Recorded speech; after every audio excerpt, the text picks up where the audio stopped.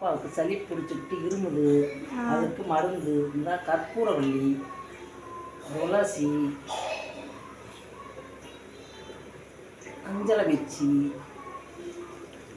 அதோட கொஞ்சம் மிளகு,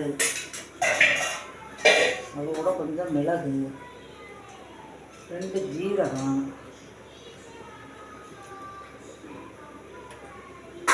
பட்டை இலை எல்லாம் போட்டு, ஆடாதோட இலை இல்லை, இருந்தால் அது போடலாம், இங்கே கிடைக்கல.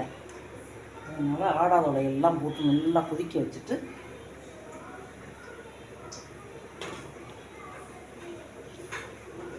தொடர்ந்து 3 வேளை போட்டோம்னா இருமா உடனே நின்றோம்.